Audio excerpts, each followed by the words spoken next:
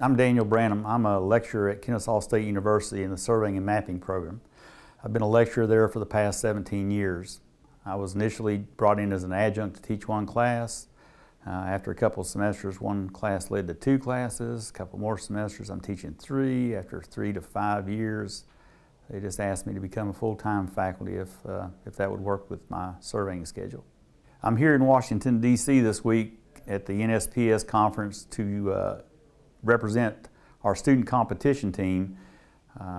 I'm their faculty advisor, and this is my 6th trip to the NSPS student competitions that are held annually across the United States. I'm always proud of my team regardless of how they place in the competition, but I'm extremely proud of the fact that they see the project from beginning to end and they don't quit on me.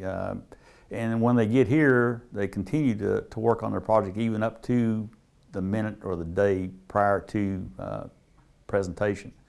I really have to stop them. I have to tell them this is for fun. You're not just here to compete, you're here to have fun. You're here to interact and meet other students.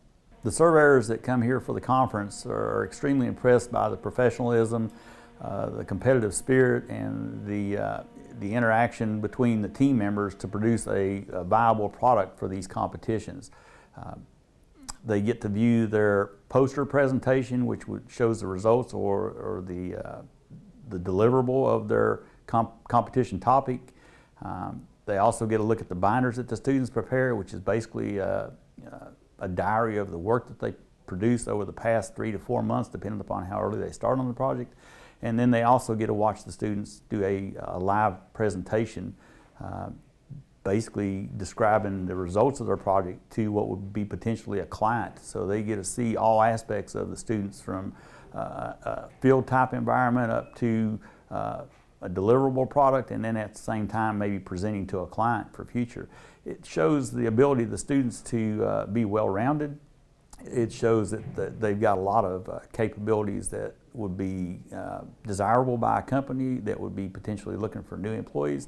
The students are always handed business cards. You know, when you're done, come see me, I'll hire you. It doesn't matter what state you're from, I don't care, we can use you.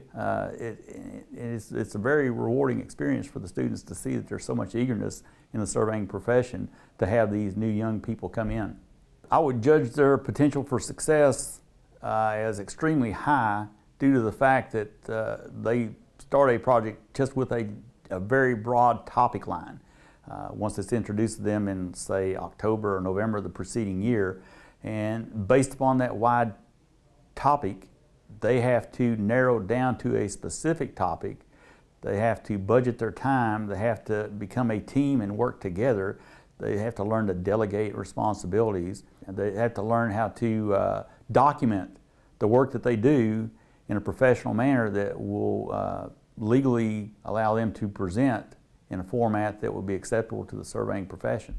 It definitely magnifies their chance for success in the future just by the exposure they get to the variety of companies from the 50 states that potentially send delegates here or representatives from their chapters for this meeting. It's good exposure for them. It gives them a broader aspect by seeing the other topics from the other competition teams. They get to observe the types of surveying that would maybe not occur in the state they're from. And the interaction they get with the other students, the contacts that they make, are lifelong contacts with this generation's perception on social media.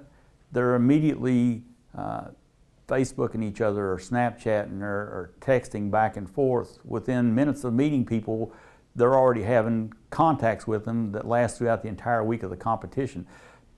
It's a totally different demographic than what I was raised up in.